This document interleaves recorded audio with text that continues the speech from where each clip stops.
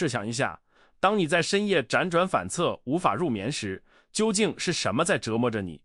往往不是那一张不够舒适的床，也不是窗外偶尔经过的车声，而是你脑海中那些挥之不去的念头。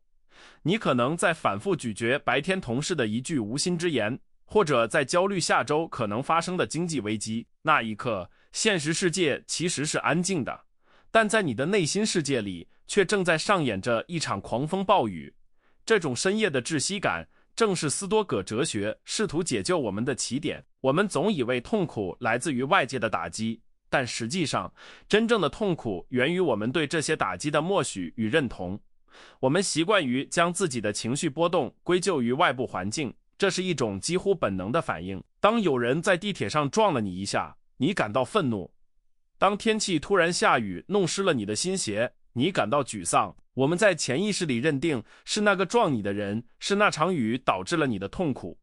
然而，斯多葛学派的导师们会告诉你，这是一个巨大的错觉。如果痛苦真的是由外部事物决定的，那么所有人在面对同样的遭遇时，应该会有完全相同的反应。但事实并非如此，面对同样的困境，有人崩溃，有人却能泰然处之。这中间的变数究竟是什么？这中间的变数就是斯多葛哲学中极为核心的概念——印象与认同之间的距离。艾比克泰德曾经一针见血地指出，困扰我们的并非事物本身，而是我们对事物的看法。当外界发生一件事，那只是一个客观的印象，它是中性的，没有好坏之分。然而，当你的大脑接收到这个印象，并迅速给它贴上“这很糟糕”，这是一种侮辱，或者“我受伤了”的标签时，痛苦就诞生了。这个贴标签的过程，就是我们所说的心理认同，它是痛苦进入灵魂的真正大门。大多数现代人的生活之所以充满焦虑，是因为我们放弃了作为守门人的职责。我们像是一座没有城墙的城市，允许任何外部的事件长驱直入，随意劫掠我们的情绪。一个坏消息传来，我们立刻认同了恐惧；一句批评传来，我们立刻认同了羞耻。这种自动化的反应机制让我们成为了命运的奴隶，而不是生活的主人。我们误以为这种反应是自然的、不可避免的，但斯多葛主义教导我们，在刺激与反应之间存在着一个神圣的空间，那是我们唯一拥有的自由。这个神圣的空间就是你决定是否给予认同的时刻。想象一下，你的心灵是一座坚固的堡垒，外界的事件就像是试图进入堡垒的信使，这些信使本身并不携带武器，他们只是带来信息。但是，如果你不加审视的就打开大门，甚至邀请这些信使坐在你的王座上发号施令，那么是你自己引狼入室。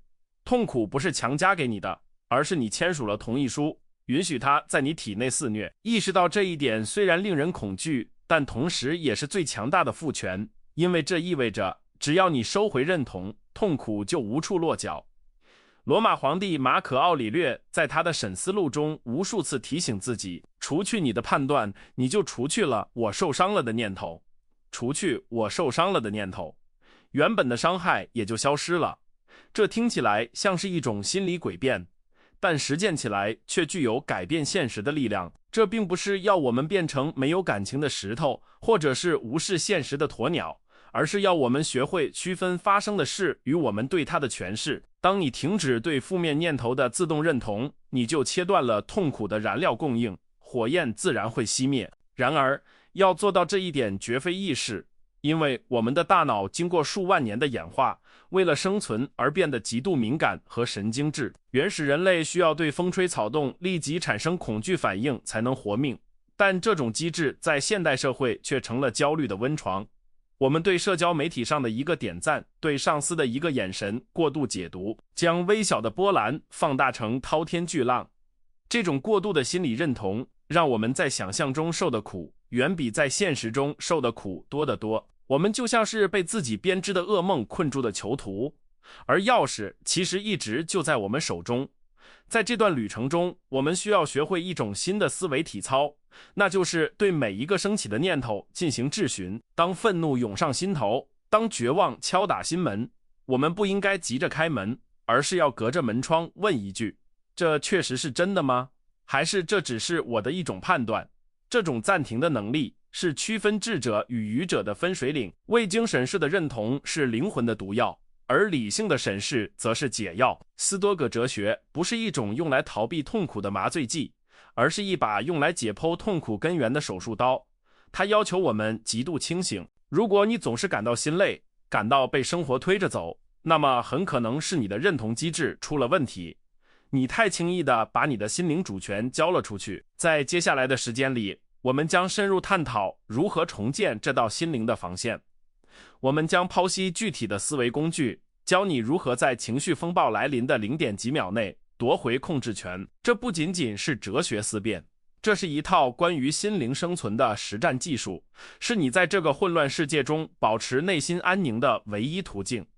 请记住，没有人能伤害你，除非你同意被伤害。这句话不仅仅是一句格言，它是斯多葛主义最核心的防御术。当你理解了心理认同的机制，你就开始了从受害者向战士的转变。痛苦或许是不可避免的生理反应，但受苦却是一种可以选择的心理状态。今天，我们就要学会如何做出那个正确的选择，拒绝成为自己念头的受害者，重新拿回属于你的心灵平静。要掌握心灵的控制权，我们首先必须像外科医生一样，精准地解剖每一个念头的形成过程。斯多葛学派将人类的感知过程分解为3个清晰的步骤。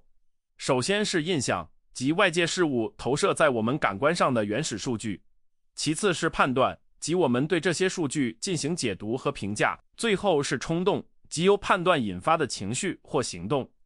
大多数人的悲剧在于，他们将这3个步骤瞬间压缩成一个反射动作。当有人对你大声说话时，你几乎在听到的同时就感到了愤怒，完全忽略了中间其实存在一个判断的过程。你误以为是声音本身让你愤怒，但实际上是你对这个声音的诠释。他不尊重我，才引爆了炸药。塞内卡曾精妙地区分了本能反应与主动认同的差异。当你在森林中突然听到一声巨响，你的身体会不由自主地颤抖，心跳加速。这是动物性的本能，是生理机制。斯多葛学派称之为第一运动。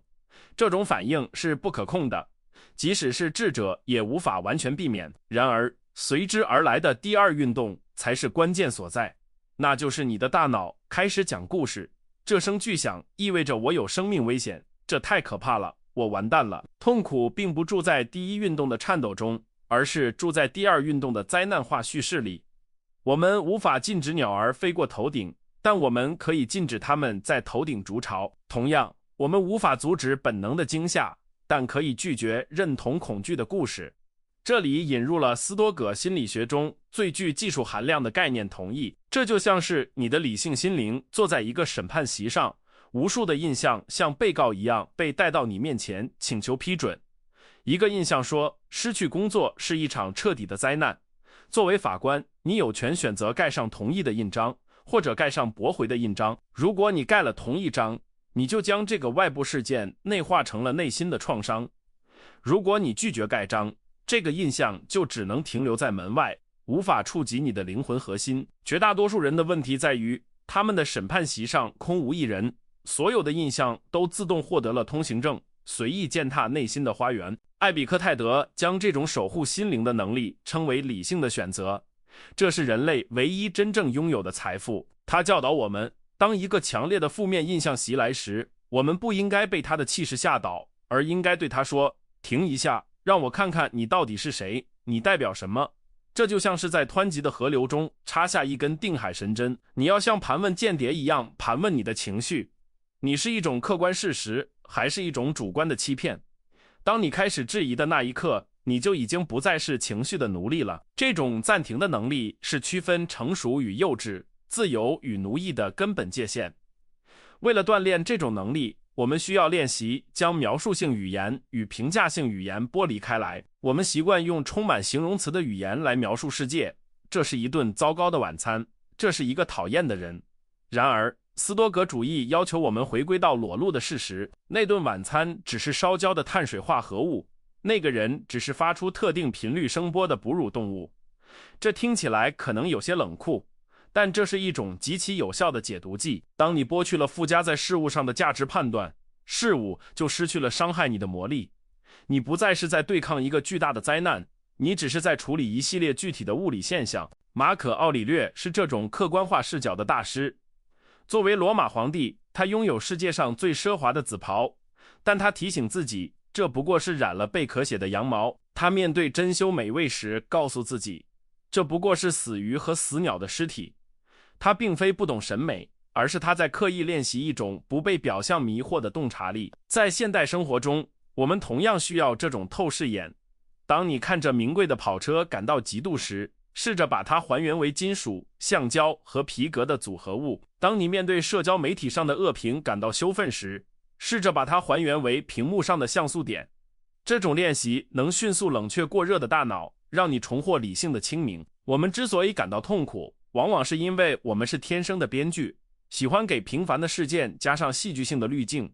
如果你的伴侣忘记了纪念日，事实只是他大脑的神经元没有在特定时间触发关于日期的记忆，但你的心理编剧会立刻写出一出大戏。他不再爱我了，我的婚姻是个谎言，我将孤独终老。看到区别了吗？让你痛不欲生的不是遗忘本身，而是那个关于被抛弃的剧本。斯多葛练习的核心就是识别出这些剧本，并冷冷地指出，这是想象，不是现实。这并不意味着我们要变成没有情感的机器人，或者是对现实麻木不仁。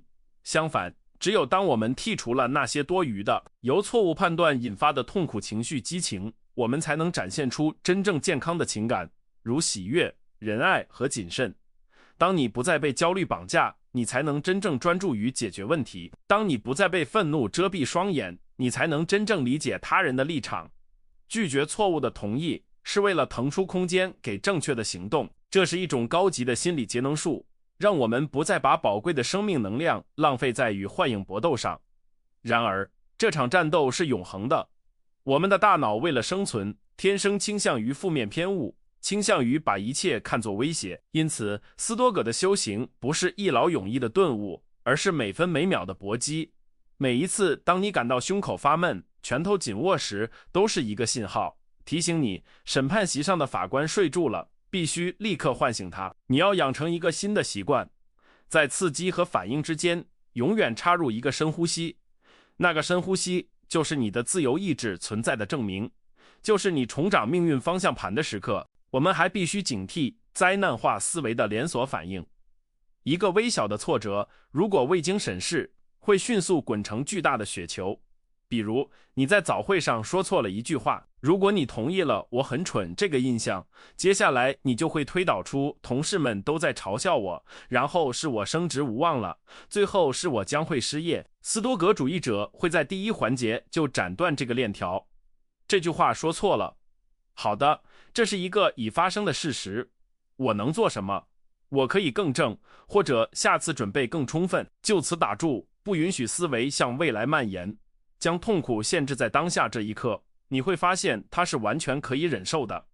还有一个强大的工具是预设恶意的不存在。我们常常假设别人的行为是针对我们的恶意攻击，但在斯多葛哲学看来，大多数人的恶行源于无知而非恶意。苏格拉底说，没有人自愿作恶，伤害你的人往往是因为他们自己混淆了善恶，他们认为这样做对他们有利。当你意识到对方也是自己错误判断的受害者时，你的愤怒就会转化为怜悯。你不再认同我受辱了，而是认同他犯错了。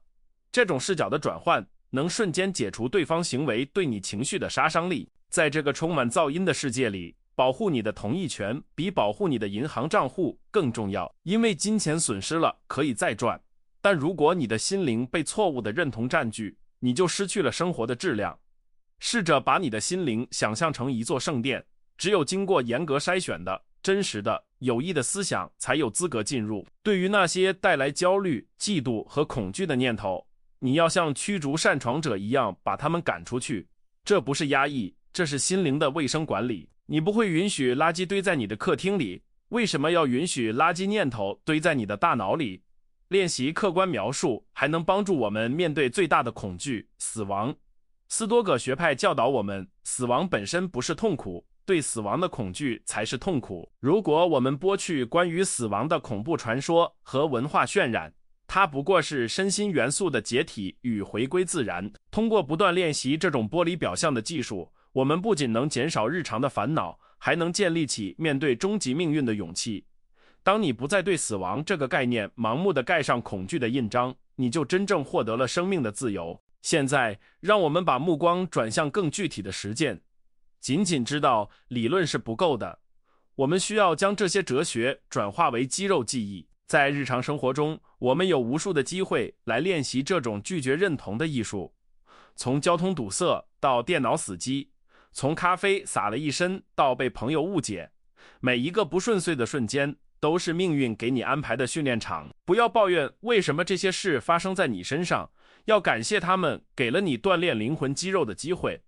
每一次你成功地拦截了一个负面念头，你的内心堡垒就加固了一分。到目前为止，我们已经明白了痛苦是如何通过错误的认同渗透进我们的生活的，也学习了如何通过客观描述和理性暂停来防御。但是斯多葛哲学不仅仅是防御性的，它更是建设性的。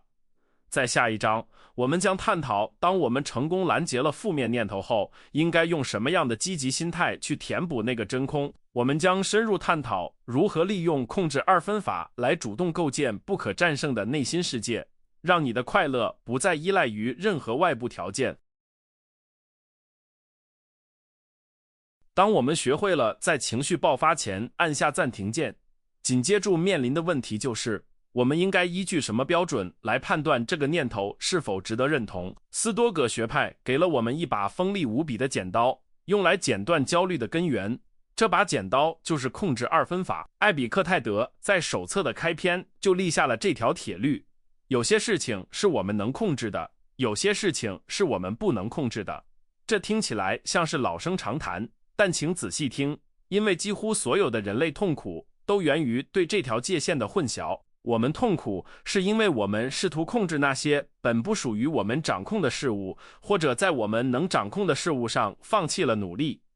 究竟什么是我们能控制的？答案少得惊人，只有我们的观念、动机、欲望和厌恶。简而言之，就是我们的心灵活动。而什么是我们不能控制的？身体、财产、名声、地位以及所有身外之物。现代人的焦虑大多来自于我们将幸福的赌注下在了不可控的一侧。你拼命工作是为了获得升职，不可控；你精心打扮是为了获得赞美，不可控；你投资理财是为了发财，不可控。当你把认同的权利交给这些外部结果时，你就把自己变成了一个赌徒。而庄家是无常的命运，你赢了是运气，输了是必然。焦虑因此如影随形。让我们把这个概念应用到现代社交场景中。想象你在社交媒体上发布了一张精心修饰的照片，然后每隔几分钟就刷新一次，期待点赞数的增长。这一刻，你实际上是在说，我的价值取决于陌生人手指的点击。你给予了外部反馈一种至高无上的权利，允许它定义你的心情。如果反应冷淡，你就感到失落；如果有负面评论，你就感到愤怒。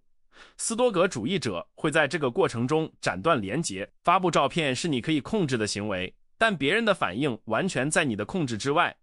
你必须学会对发布这个动作感到满足，而对结果保持漠然。这就引出了斯多葛哲学中极为著名的射箭手比喻。一个伟大的射箭手，他能控制的只有选择良弓、保养弓弦、瞄准目标、调整呼吸以及松开手指的那一刻。一旦箭矢离弦，这支箭是被风吹偏，还是被目标突然移动而躲过，亦或是完美命中红心，就不再取决于他了。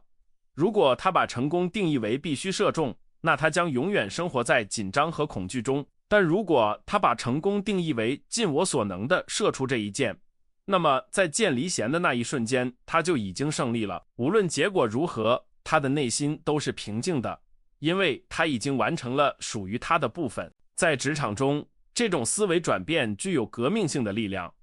你可能为了一个项目熬夜加班，付出了全部心血，最后却因为市场变动或老板的偏见而失败了。如果你认同的是结果，你会感到被背叛，愤世嫉俗，认为努力毫无意义。但如果你认同的是过程，你会对自己说，我展现了勤奋、专注和专业，这些美德本身就是回报，外界的奖赏只是额外的红利，而不是行动的目的。当你不再祈求外界的认可，你反而会散发出一种强大的自信气场，这种自信往往会自相矛盾地为你带来更多的世俗成功。我们必须残酷地意识到，将幸福寄托在他人身上是一种奴役。如果你在意别人的评价，那么任何一个路人都有能力在1秒钟内毁掉你的一天。这是一种多么脆弱的生存状态。塞内卡曾嘲笑那些追逐名利的人，说他们是幸运的奴隶。不管你的金笼子多么华丽，只要你的快乐钥匙掌握在别人手里，你就不是自由的。斯多葛主义的目标是收回这把钥匙。当有人侮辱你时，你要告诉自己，这是他对世界的看法，属于他的控制范围，与我的灵魂无关。你不是在忍受侮辱，你是在无视侮辱的有效性。但在这里，我们常会遇到一个误区，既然结果不可控，那是否意味着我们应该消极避世，什么都不做？绝对不是。斯多葛主义提倡的是有保留条款的行动。当你计划做一件事时，你应该在心里加上一句，如果命运允许的话。这不是悲观，而是现实。我想去旅行，如果没有发生意外的话，我想帮助这个人，如果他愿意接受的话。这种心态让你既能全力以赴地投入生活，又能在计划落空时毫发无伤。你像是一个球场上的运动员，全力奔跑，但随时准备接受裁判的哨声和比赛的胜负，而不因此崩溃。控制2分法不仅仅是用来防御痛苦，它还能帮助我们优化资源配置。我们的时间和精力是有限的，每一份投入到不可控事物的精力都是巨大的浪费。想想看，你花了多少时间去担心明天的天气，花了多少时间去懊悔已经发生的过去，花了多少时间去猜测别人的心思。这些都是黑洞，吞噬你的生命力却不产生任何回报。当你开始严格执行控制2分法，你会发现你的精力突然变得充沛了，因为你把你所有的能量都聚焦在像雷射一样的一个点上，你当下的选择和行动。在这个过程中，我们还需要重新定义什么是好与坏。在斯多葛哲学中，只有你自己的思想和行为美德才存在好坏之分。身外之物，如健康、财富、名誉，甚至生命本身，都被称为中性之物。这并不意味着我们不能追求它们。我们当然更倾向于健康而非生病，富有而非贫穷，这叫优先的中性之物。但我们绝不能把它们视为幸福的必要条件。如果你认定财富是绝对的好，那么失去财富就是绝对的坏，恐惧就诞生了。只有当你认定诚实的面对贫富才是好，你才能在任何境遇下保持尊严。这种视角的转换能让我们在逆境中找到力量。当困难来临时，普通人会问，为什么是我？斯多葛主义者会问，这种情况需要什么样的美德来应对？如果是贫穷，他需要节制；如果是危险，他需要勇气；如果是谩骂，他需要宽容。每一个外部事件不再是一个阻碍，而是一个展示你内在力量的机会。就像火，普通人是蜡烛，风一吹就灭；斯多葛主义者是篝火，风越大，烧得越旺。你把障碍变成了燃料，这就是传说中的障碍就是道路。进一步来说，我们不仅要接受不可控之事，还要学会热爱它们。这就是尼采深受斯多葛影响而提出的命运之爱。当一件所谓的坏事发生，比如航班取消，你如果只是无奈接受，那是忍受；但如果你能说，太好了，这正是我练习耐心的机会，或者是我读那本一直没时间读的书的机会，那就是命运之爱。你主动地给予这个事件一个积极的认同，你不再是命运的受害者，你成了命运的合伙人。你利用一切发生的事来完善自己，这是一种不可战胜的境界。让我们谈谈人际关系中的控制。我们常常痛苦于无法改变我们的伴侣、父母或孩子，我们希望他们更上进、更体贴、更理解我们，但这恰恰是试图控制不可控制物。你只能控制你如何对待他们，你如何沟通，你如何设立边界。当你放弃了改变对方的执念，奇迹往往会发生。你的焦虑减少了，你的指责消失了，取而代之的是接纳和榜样的力量。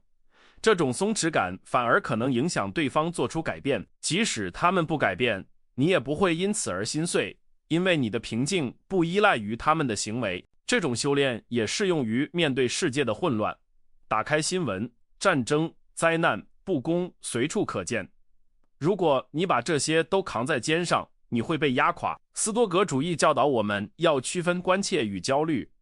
我们可以关切世界，并在自己力所能及的范围内，如捐款、志愿服务，采取行动，那是可控的。但为宏大的局势感到绝望和恐慌，则是无用的激情。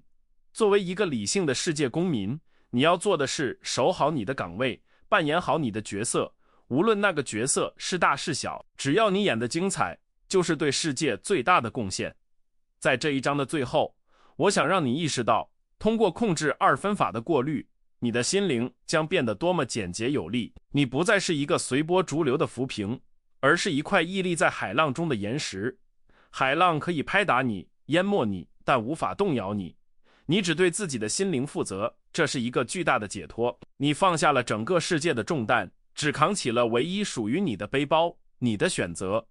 这份轻盈就是通往幸福的捷径。然而，这一切听起来都很完美，但在死亡面前呢？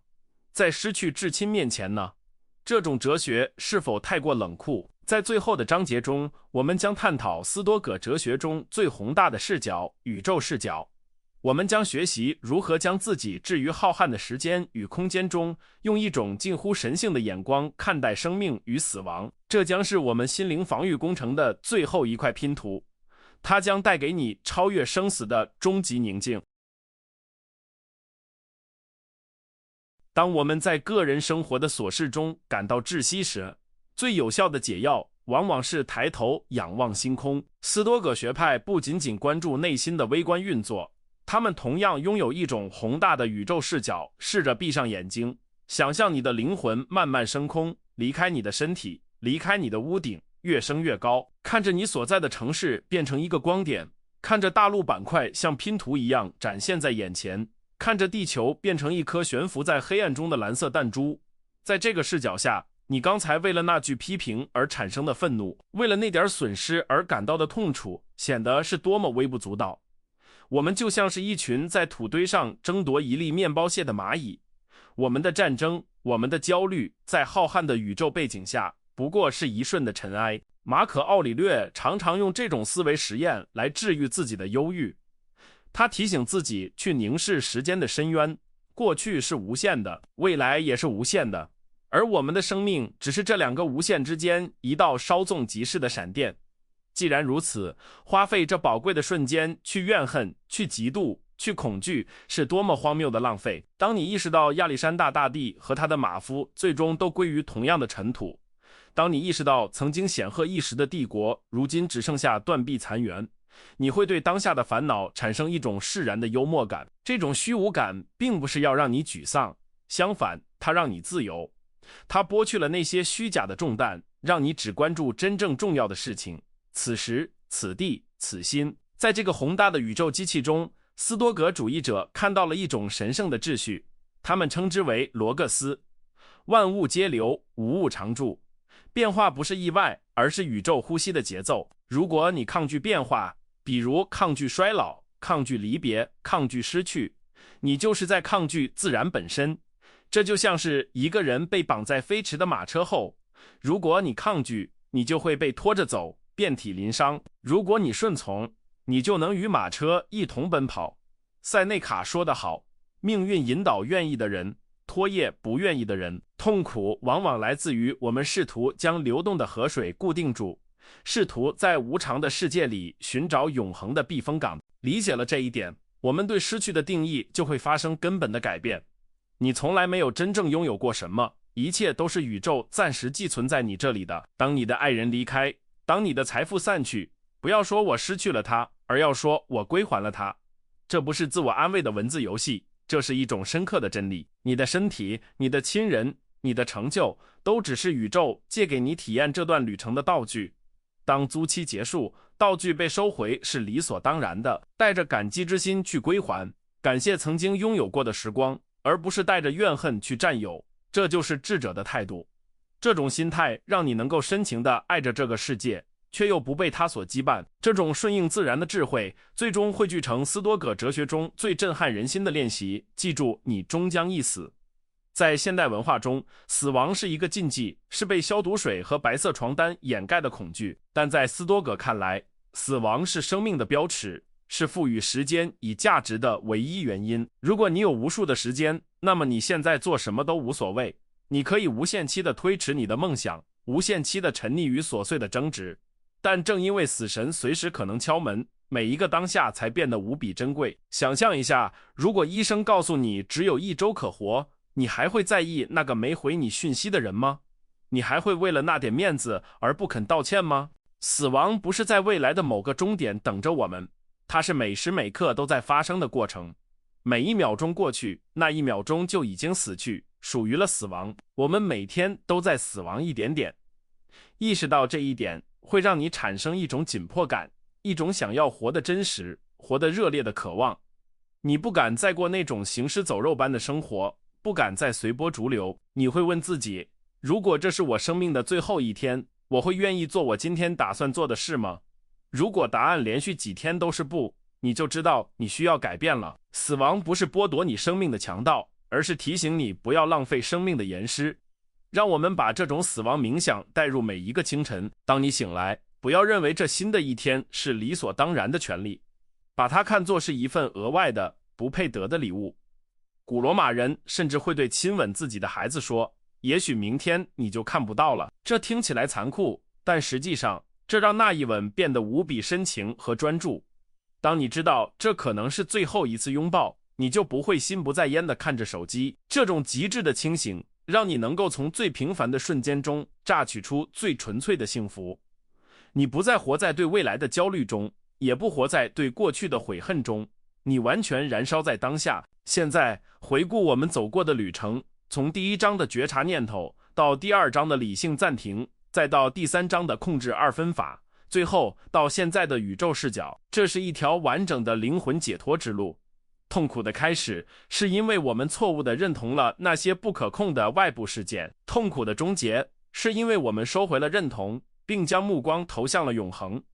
这不是一条容易的路，它需要你每一天都与自己的本能进行搏斗。你可能会失败100次，可能会在某个深夜再次被焦虑吞噬，这没关系。斯多葛主义不要求完美，它只要求进步。你要建立一座属于你的内在城堡，这座城堡不是用石头砌成的，而是用正确的原则和钢铁般的意志铸造的。城堡之外可能是战火纷飞，可能是瘟疫横行，可能是流言蜚语漫天飞舞，但在城堡之内，那是你的领地，那里只有宁静、理性和自由。没有任何人能攻破这座城堡，除非你亲自放下吊桥，打开城门。记住，你是这座城堡唯一的守卫，也是唯一的国王。守护好你的大门，审视每一个试图进入的念头，这是你对自己生命最高的责任。不要期待这个世界会变得温柔，不要期待愚人会变得智慧，也不要期待运气会永远站在你这边。这些期待本身就是痛苦的种子。相反，你要期待自己变得强大，强大到足以容纳这个世界的不完美。你要把自己锻造成一把锋利的剑，无论生活抛给你什么，是丝绸还是岩石，你都能一刀斩断，保持锋利。这种强大不是为了征服别人，而是为了征服那个软弱、恐惧、依赖的自己。当你征服了自己，你就征服了世界。真正的幸福不是拥有一切，而是不再需要一切。当你能够在失去财富时依然感到富有，在失去名誉时依然感到尊严，在面对死亡时依然感到平静，你就触摸到了斯多葛智慧的顶峰。这是一种自给自足的快乐，它源于你灵魂的深处，源于你对美德的坚持，源于你与自然法则的和谐共处。这种快乐是稳定的，是不会被股市崩盘或爱人变心所夺走的。这就是我们追求的终极目标，一种不可撼动的安宁。这场关于心灵自由的对话即将结束，但你的实践才刚刚开始。我知道，听完这些道理，你会感到一时的激昂，但真正的挑战在于你关掉这个视频后面对的第一个麻烦。当那个麻烦来临时，请记住我们今天的约定，不要立刻反应，深呼吸，问自己，这是在我的控制之内吗？如果不，就对他说，这对我来说什么也不是。然后转身回到你的内心城堡，继续修筑你的城墙。我想邀请你做一个小小的实验，就在今晚睡觉前，不要滑手机，花5分钟时间回顾你的一天，不是为了自责，而是像一个旁观者一样审视，今天有哪些时刻我失去了控制，有哪些念头我不假思索地认同了，明天我可以如何做得更好。这个简单的晚间反省是斯多葛学派流传1000年的强大工具，坚持1周，你会惊讶地发现，你对情绪的掌控力正在发生质的飞跃。最后，请记住，斯多葛哲学不是用来在图书馆里研读的，它是用来在战场上使用的。你的生活就是战场，你的思想就是武器。不要做一个只会背诵格言的哲学家，要做一个在风暴中屹立不倒的战士。痛苦始于思想，也止于思想。钥匙一直在你手里，门一直没锁，推开它，走出去，走向那个无所畏惧的自己。现在，我有一个请求，如果你决定从今天开始夺回对自己心灵的控制权，请在评论区写下这句话：我是我心灵的主人，我拒绝无谓的痛苦。这不仅仅是一个评论，这是你对自己立下的誓言，是你向宇宙发出的宣言。让这句话成为你的座右铭，在每一次焦虑来袭时，让它成为你的护盾。这条路是孤独的，但你并不孤单。在那浩瀚的历史长河中，马可·奥里略、塞内卡、艾比克泰德以及无数在逆境中挺直脊梁的灵魂都与你同行。我们在追求智慧的道路上并肩作战，去生活吧，像一个真正的斯多葛主义者那样勇敢、理性、不可战胜。感谢你的聆听。如果这个视频对你的灵魂有所触动，请点赞并订阅。这不仅是对我们的支持，更是你选择与智慧同行的证明。每一周，我们都会在这里为你提供新的思想武器，不要错过下一次强化的机会。现在，关掉屏幕，去拥抱你的命运，去热爱你的生活，去成为那个你注定要成为的人。再见，未来的强者。